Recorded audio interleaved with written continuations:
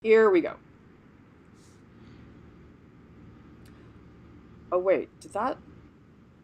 Oh, did it start? I think it did. Okay. Hello, I'm Professor Lieu. Welcome to our live stream. I'm here today with art prof teaching artist Alex Rowe. And today we're going to do a really deep dive into Ezra Jack Keats, who is a very well known children's book illustrator. Some of you probably know this book called The Snowy Day. If you would like to grow as an artist and you can't afford an art class, we've got everything you need here at Art Prof, critiques and tutorials. Ezra Jack Keats was a children's book illustrator, and he's a beloved illustrator known by tons and tons of people throughout the entire world. But I think what a lot of people don't know about him is that actually he did not start as a children's book illustrator, which I think is becoming less and less common today. I think a lot of the illustrators that we are looking at today really do set out to be illustrators. But people like Ezra Jack Keats, he was actually a mural painter for a long time, and he did a lot of murals for the WPA program, which was the Works in Progress Administration. And actually, for a while, he was a comic book illustrator. He was in the Army for a little while, and he also worked as a commercial illustrator in New York City. And these are all the things he did before he wrote 85 children's books. So he was an incredibly prolific artist. And I know a lot of you guys who watch us here at Art Prof, art is not the only thing you do or have done, and that maybe art is something you have started after having another career. So I think for a lot of us, it's really nice and relatable to see that he didn't have such a linear progression to his career. I mean, Alex, what is your impression? Because you really are an illustrator. I'm not really. But how do you see Ezra Jack Keats within the context of illustration? He's, to me, that perfect example of an illustrator and an artist at the same time. It's hard for me to talk about how much I admire him without looking at his childhood, which is a very intense example of like an artist's childhood, where he grew up like within the Great Depression in New York. And I think just that spirit of New York is one of the big things in his work. But there's a great story that he tells where his father didn't want him to be a painter, but he got him his first set of paints because his father like helped at a food bank, and an artist traded him some paints for a bowl of soup. And so then his father brought the paints home for Ezra. And his father didn't start believing that he could make it until he was hired to do like a fun little art project for a local business when he was like 8, got paid 25 cents. But yeah, just that kind of turmoil of the, not the family lack of support, but just the doubt that he would succeed as an artist. And kind of just pursuing that, got scholarships to go to art schools, but then just kept up on the track of life. Had to support his family too. And it's interesting to me, Alex, that you talk about him as being not only an illustrator, but also somebody who really is an artist. And it's such an interesting contrast because you and I did that crit clash really recently about J.C. Leyendecker, who really was sort of a really straightforward illustrator and did not do a lot of personal work. I mean, I feel like we should do a video about that sometime. The divide between illustration and fine art, I think, is not very clear cut for a lot of people. And so it'll be interesting to talk about Keats and how that works within his stuff. So we're looking right now at an image from The Snowy Day, which I think is probably his best well-known children's book. But there's actually a whole story behind the little boy, Peter, who is in the book. And it actually starts out with this magazine clipping, which Ezra Jack Keats found in Life magazine. Alex, do you want to explain that a little bit more? Yeah. So Keats found this, it was in like the 1940s, this image of a little boy. And Keats was very socially aware and aware of the climate in America. And he realized there were not children's books to inspire young African American children. And they certainly were not the main characters. They were always just in the background. And Keats had this picture in his studio for like 2 decades. Like, I mean, The Snowy Day wasn't published until like 20 years after he got this clipping. But he knew that this little boy would become Peter and would become the main character in his stories. And I think, yeah, like a lot of what we want to talk about tonight is about how he built that life of this fictional but not fictional Peter by incorporating the details that made his life seem so believable and real. We have a question in the chat. Chicken Boneless says, can you do one on Eric Carle or other children's book illustrators? If you guys want us to, we certainly can. If you guys have not been to the Eric Carle Museum, I went out there really recently. It's a really nice museum out in Western Mass, and they have some great shows out there. And while you're out there, you should check out the Norman Rockwell Museum. There are these really nice sort of smaller museums where you get to see some real gems. Yeah, so in the chat, guys, if there are specific children's book illustrators that you would like us to do a stream on, just name them and tell us why you'd like us to talk about them, because we love it when you guys give us video suggestions. It's super, super useful. So anyway, the thing about Ezra Jack Keats is that he was a very diverse artist in terms of materials. I think if you look at his pieces, it's almost impossible to tell what's what. I mean, he was using gouache, marbled paper, pattern paper, fabric, watercolor, pencil. I mean, it's all blended in. And certainly when you look at his pieces, you can identify sometimes, okay, that looks like a piece of collage. But I just think the way he blends the media is really brilliant as an artist. What do you think about that, Alex? Absolutely. And in a way that, like, it's not just fun and games for him. It has a purpose. It has an intent, I believe. It's funny. It reminds me a lot of like how like William Blake would just kind of put everything plus the kitchen sink into his paintings. The one in particular I'm thinking of is an illustration from The Letter to Amy, where the character is grabbing for this letter, and there's a big red wall behind him, and a bit of collage cut paper that Ezra Keats put into the wall has two eyes, like looking down right at the letter.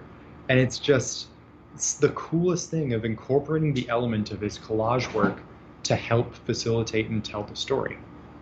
Well, I'll tell you guys, I get a lot of questions, especially for those of you guys who are in the Discord hanging out with us. And if you're not, you better come hang out with us because it's where all the cool kids hang out. But I get so many questions from people about, number one, okay, how do I do a background? Number two, why do I need a background? And 9 times out of 10, when people are asking me about the background, it's after they're totally finished painting the portrait. And it's a blank, and they'd say, now what do I do? And I say, you should have thought about this a long time ago. Like, why do you think these backgrounds in Ezra Jack Keats's books are so important? I think that it's funny. I just thought, like, his history as he did the backgrounds when he worked in the comic book arts, I think for Captain Marvel or Miss Marvel or something. But yeah, he was specifically a background painter. So when you think about that skill set he had to have, it was like, all right, here's the background. This is your wheelhouse. Character's going to go here. Speech bubble's going to go here. And like, it's funny. I'm only now just realizing that that was a perfect streamway into him becoming the children's book illustrator that he's known for, because he's in a way using the background as a different character. I'm thinking of the images for like Apartment 3, as well as of course like the cover of High Cat, where yeah, the background is not a abandoned element for him. It's a character, not just a compositional aid, but it does so much in setting the mood and the atmosphere of his pieces. Well, so if we look at this cover of High Cat, I think you can tell from looking at the image, this is not a fancy, bougie apartment in New York City or anything like this. I mean, it looks like a sort of run-down looking apartment. And I think that a lot of people, if they see a bare wall that doesn't have, say, a painting hanging on it, the first impulse is to say, oh, well, there's nothing to draw there. And I've had people say that to me, say, there's nothing to draw. And I say, well, you decided there was nothing to draw, so of course there's nothing to draw. But I'll tell you, Alex, if we look at the wraparound, which is the entire composition that's very wide of the high cat cover, I feel like that wall, as nondescript as it is one of my favorite parts of this composition. And it is easily something that people don't look at all. Because you want to look at the kid. The cat's adorable. Of course you're going to look at that. But to me, the background makes this piece, the specificity of that. Like, to you, what kind of wall is this? What does this wall tell you in terms of story?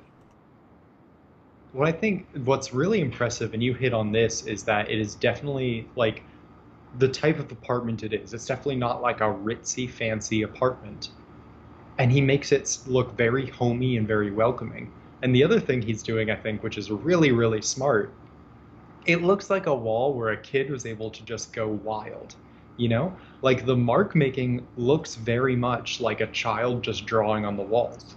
And I want to be clear that I just say it looks like a child drawing on the walls, but it isn't an image of like the wall that the kid drew on. But it has that, like, this is the child's world. This is not an adult world with a kid in it. This world is the child's world, which is a really cool element for children's books. I mean, I can tell you, Alex, I have walls like that in my house because they're just walls that my kids got to them first. And this was before we figured out that we could just plaster sheets of newsprint across our walls. And at a certain point, I said to my kids, I'm like, go ahead, draw as much as you want. There's newspaper on the wall. But there are obviously places we did not get to first. But it's like, that's so real.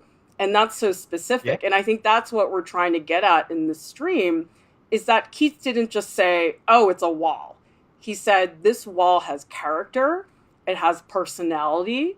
And it really helps me tell a certain type of story that the person cannot tell. Because that's another thing I see is people put so much emphasis on the people in the illustration. So let's look at this one here from Goggles. And you have this big industrial plant with smoke coming up at the top. These kids are running by this fence. Now, the kids are a tiny portion of this background. Yeah. But Alex, what does this background say to you in terms of story? I mean, it does so much where it makes a kind of like ominous looming scene, but it doesn't feel dangerous. It doesn't feel scary. It just feels like adversity almost. And like, God, this is such a good example that I want to talk about his use of collage intentionally and almost like a different medium for different elements in the world. Very painterly for the sky and that whole world around it. I love his repeated effort of using like news clippings and magazine clippings to make murals and graffiti on walls. And the kids, they stand out because of the medium they're created with against this painterly backdrop. Also, Alex, what I think is so cool about this composition, do you guys see the bed frame that's on the far right? It's like you have to say to yourself, well, what is a bed frame doing here? And because it looks sort of industrial and run down, you immediately think, oh, well, it's probably a bed frame that somebody left out on the street. Maybe it's been there too long. Tell me in the chat, what do you guys think this bed frame in this scene means? Because technically, Keats didn't have to put that bed frame in there. He totally could have told the story without it. But I think this is what Alex and I are trying to talk about, is that these little pieces of information and specificity, they really matter. I mean, Alex, I'm always bothering students about the importance of whittling it down to something really specific. And the example I give is if I tell you, Alex, I say I live in a house, and you're like, so? If I tell you I live in a mansion and it's got a Victorian tower, and then you go, ooh, and then you start wondering all these things about me. And so I would just say, you guys, when you are making images, get specific.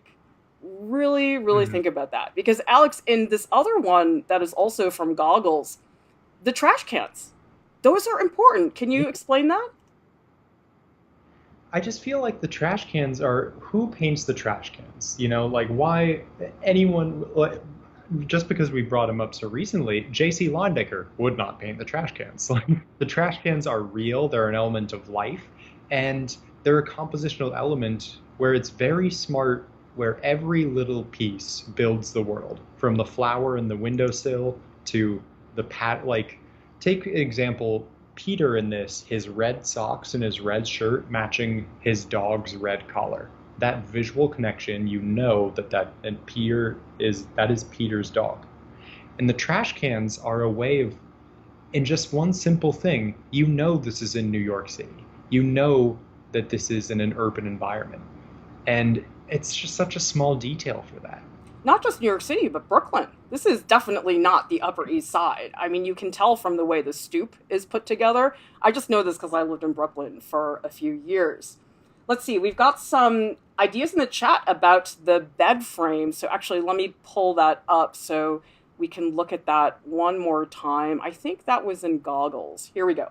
Okay, so Albert is saying maybe the bed frame was used for a kid's trampoline. Oh, that's a cool idea. And Neil is saying in the Philippines, you can find discarded furniture like a bed frame in the streets. And Kate Chandler says, I think it's part of a city landscape. You often see discarded furniture on the street in cities. Like, isn't that amazing that just three of you came up with such different narratives about that one object? And that one object isn't even the main event in here. So for me, it's really about enriching the scene and the atmosphere. And you know, the garbage cans, I think they show up in multiple areas. Let me see if I can pull up this one. Yeah, from Pet Show. So this one's much brighter. The colors are more saturated. But what do the trash cans do here, Alex? They've got stuff coming out of them. The other ones were closed. Mm-hmm. Which, yeah, like that, again, with using the environment to build up your narrative. Like, it's been a while since I've read that book, but like, yeah, with the trash cans, you have that sense of hecticness. The character with that fun, inventive hat, which is another thing of like, how often do you see a hat like that?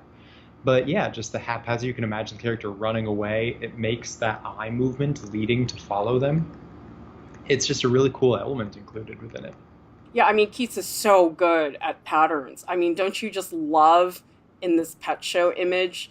I'm guessing it's probably the mother in the upper right-hand corner. And it's like, I feel like those curtains on the window, it really dates the image. I mean, they totally look like they're from the 60s, you know? Like, you totally can tell the time period from that.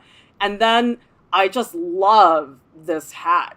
Tell me, you guys, what is the story of this hat? Because this is not a hat you buy at Target. This is a hat that has a story to tell. And I'm curious to know what you guys think.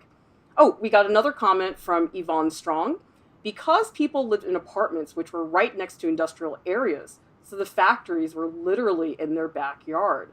Oh, I like that a lot. That's a great way to think about that. What's your theory on the hat, Alex? My theory on the hat is, it's funny because I I can't tell if it looks homemade because it's literally a collage image or if it's intended to be homemade. It's tough, but it almost looks like a wide-brimmed beret kind of beanie hat, which definitely shows the time period. Like, again, definitely 60s. But yeah, it looks like that kind of thing that character identifies as, you know, that thing that they connect with. And just that kind of added personality that each one of them has. We have some theories in the chat about the hat. Gina says it looks handmade. Yvonne thinks it's a grandmother that knitted the hat. And Neil is saying it's like a garbage can motif. I guess it sort of does have a handle at the top. That sort of makes sense to me.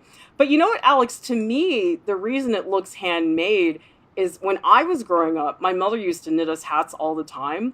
And she used to always make that little pom-pom at the top. But you know something? If you buy a hat at a store and it has a pom-pom, it's like a perfect pom-pom because it's like nice and perfect and fluffy. And my mother's were never like that. They were always really coarse, and some of the pieces of yarn were longer and some were shorter. And so I feel like there's a flawed look to this hat that gives it a real narrative that I really enjoy a lot.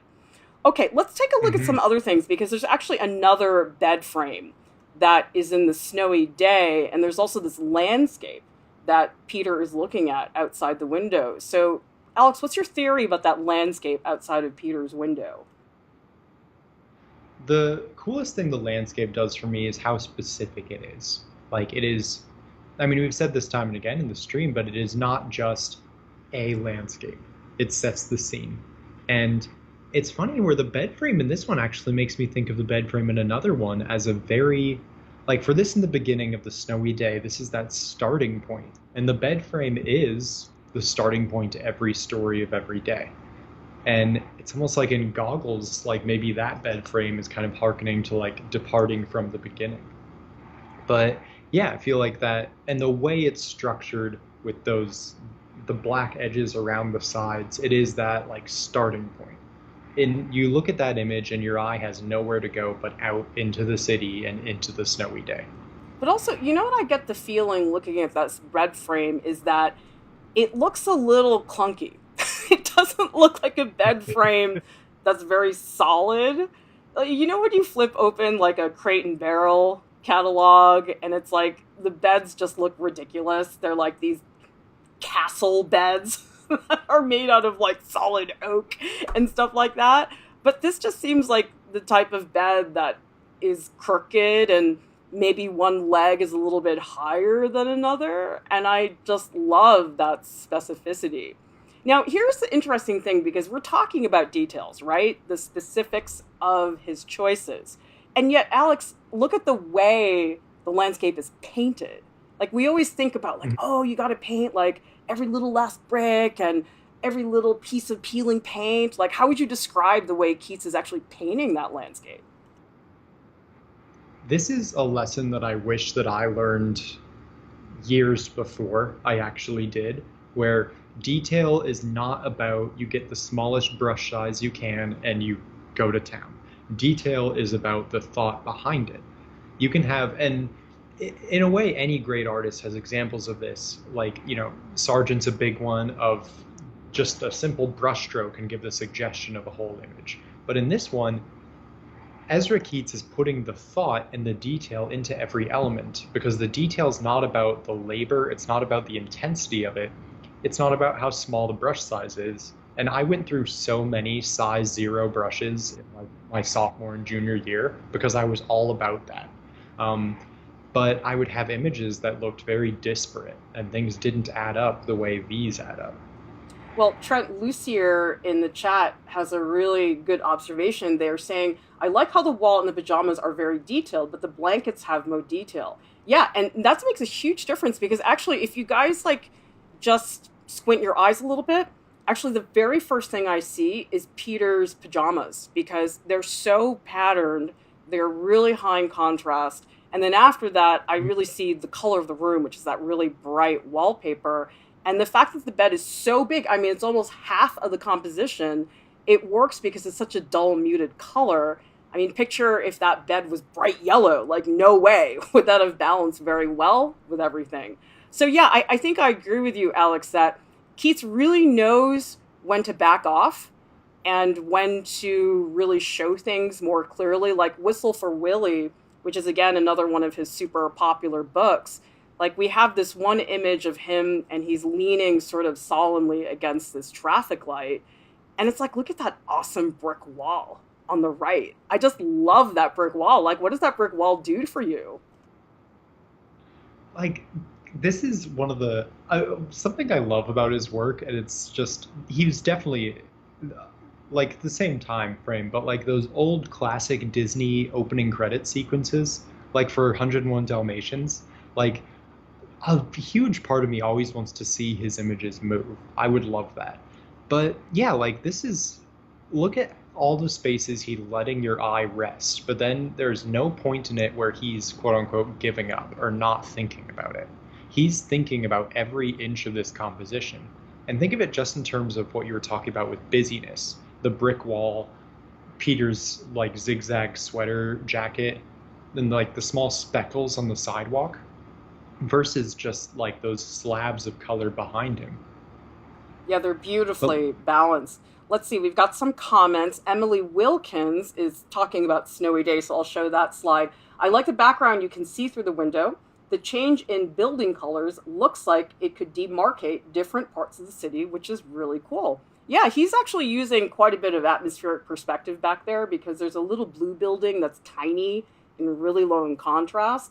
And Brittany is saying, I can almost hear this bed frame squeak as you sit down on the end. That's wonderful. See, look at all these observations and narrative qualities that you are all pulling out of a bed frame. I mean, isn't that amazing? And so next time you guys are in Discord telling me you don't need a background and you just want to fill it in, we're going to point you to this stream and say, there's actually a lot more to it. So let's actually look at, speaking of furniture, Peter's Chair, which is a really fun book if you guys haven't seen it before. But the chair, obviously, it's in the title, is pretty important. But Alex, what's the story of the chair for you? It is, again, a really specific type of chair. Yeah, it's so, it's one of those where I can't tell if I remember seeing a chair like this when I was a child or if I just saw this chair from this book. That's that kind of uniqueness that he gives it. I feel like I have an actual, because, I had A Snowy Day, Letter to Amy, and Peter's Chair, and my mom, I hope, still has them in the garage somewhere. But yeah, we read them all the time as kids. And so, yeah, Peter's Chair, I remember it so vividly from childhood. And the colors used for it, and that becomes a big part in the story. But an element of play within it that I think, again, brings up that thing of this is a child's world. This is not an adult world featuring a child. And I feel like I see that a lot in children's books. You ever see these children's books? They're so pretty and curated, and I look at them and I just think this is not for a child. This is a children's book that is being marketed to adults, so the adults will buy it for the kids, because oftentimes kids don't need that much visual information to get a story. I think a great example is Shel Silverstein. If you guys don't know him, you should look him up. He wrote that poetry book Where the Sidewalk Ends, A Light in the Attic, and he doesn't even use color and still has incredibly expressive drawings. But you know what I like about Peter's Chair? It looks like one of those unvarnished wooden chairs that you buy from one of those really cheap furniture stores. Do you know what I'm talking about? When you're a college student, you can't afford anything, and you go and you buy unfinished wooden furniture. You ever do that? I don't do that, but I do pick furniture up from the side of the road. So, yep. This could be that too. You could say maybe it's a chair that's from the street and they picked it up and they're trying to make it look better. It doesn't look like a chair that you would buy at IKEA or something like that. It just seems like it has a history to it. And then the fact that there's newspaper sheets that are on the floor. And how clever is that? Using actual just cut up newspaper for the newspaper. Just slow clap for that. I love the poses too. The pose of the child. There's a friend of mine whose kid is now about 4, I think, which is wild to think about. But anyway, he sent me a video of the 4-year-old kid painting on his little easel. And the motion that Peter has in that is exactly like what my friend's kid has. And it's just that cute. The details not just in pattern or in background or in creating objects, the details also in how things are placed, how characters move. Oh yeah, the gesture has a huge amount to do with that. And actually, you guys, we do have a couple of illustration tutorials on our site, and one that does talk about gesture and characters is our character design tutorial with Julie Ben Bassett and Kat Huang. We also have another one, which is character design, which is a really fun one because you get to watch Kat and Julie actually brainstorm a character completely from scratch. And this one is not so much kids illustration, but Alex, you have this pen and ink wash illustration with the crazy looking sheep.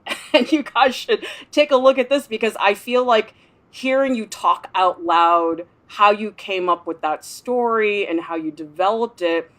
Don't we wish Ezra Jack Keats had a YouTube channel? That would be great if he could just explain all of his artistic decisions to us, but unfortunately that's not the case.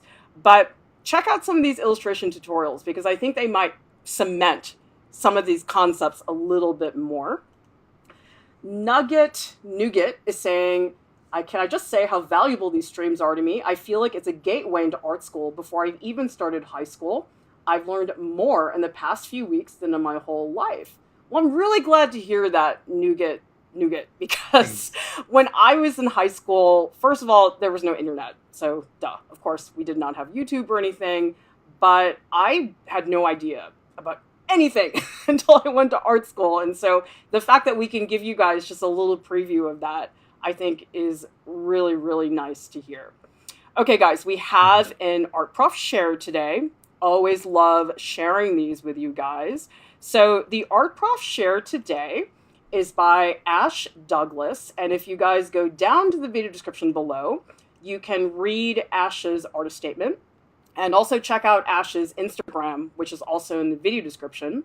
And so Ash describes that they were drawing along with my Anatomy for Artists Part 3 video, which you guys can find on our channel, and followed along the same time period that I did to try to create the image. And this is actually based on a photograph by the contemporary artist Laura Aguilar. So if you guys want to look her up, she's in the video description of that video. And Ash says they learned a lot about the importance of giving yourself room for changes with and not committing to the shapes and line work at the start of the drawing, but allowing for alterations of lengths, position, and mass, letting it evolve, not stunting it in the beginning, and learning the importance of grounding figures instead of nude floating bodies, and things like reflections, chairs, and shadows are essential elements of a figure drawing as much as the figure itself. Well, what's your reaction to Ash's drawing, Alex? I'm glad you mentioned the reflection, because yeah, that's obviously the takeaway for this, but the beautiful way that reflections are tricky of like how you don't want to make just a mirror image of like the slight different handling of it breeds as a reflection. And the space of the figure, like you can definitely feel the presence of the figure on the plane. Like, as you said, it's not just floating in midair. Like the weight of that leg pressing against the ground and then the lightness of it up top, carved by the lights and the shadows. Yeah, it's so believable. And Alex, isn't it so cool how there's very deliberately different styles between the reflection and also the body? Like I'm looking at, if you look at the stomach, like a little bit above the belly button, there's this really satisfying eraser mark that I just love. And then when you get down to the bottom and you look at the reflection, there's a coarseness and a texture to that area, which I think really vividly separates the two areas so you don't mistake them for one another. So really, really cool. So anyway, you guys, check out the live drawing tutorials because so many of you guys are drawing along with me, and I just love it because I end the stream, and then all of a sudden on Instagram, all these Art Prof shares pop up, and we share them as much as we possibly can because we love seeing what you guys are doing. I mean, Alex, have you noticed how many more people are making stuff and sharing it with us? I mean, remember, like 5 years ago, we could barely get people to watch us. Like, how does that feel to see all this work that people are generating? Like, it feels so good. And it's like the username with Nougat saying, like, learning so much even before art school starting. Yeah, like, because now is that good time where, like, the purpose of art is to heal and to learn that skill and to kind of, like, draw when you're stressed. And it's a beautiful thing, and thanks everyone for sharing those with us, because like I love to see it, because I say this all the time when talking about Art Prof, but it's cool to see everyone's work because it mirrors that real classroom environment of being able to look at everyone's work on the crit wall. So yeah, that does mean a lot to all of us to see that and for you guys to share it. Well, I do think, Alex, if you are a self-taught artist and you don't have a community like this, yes, it's great to make the work. I mean, nothing will ever take away that experience. But you know that moment when everybody arrives to class and you've all got your drawings and then you all hang up on the wall? There's something magical about seeing 20 different responses to the same assignment. And I feel like in a lot of ways, this is actually pretty close to that in terms of what actually happens in a brick and mortar classroom. Oh, Ash is in the chat. So Ash, you are Jade Leaf 1980. Ash says, I've forgotten I submitted this. Awesome. Well, you're here, and thank goodness you were live, because now we can acknowledge you being here. So really nice work. If you guys would like to be considered for an Art Prof share, go to artprof.org and click on tutorials.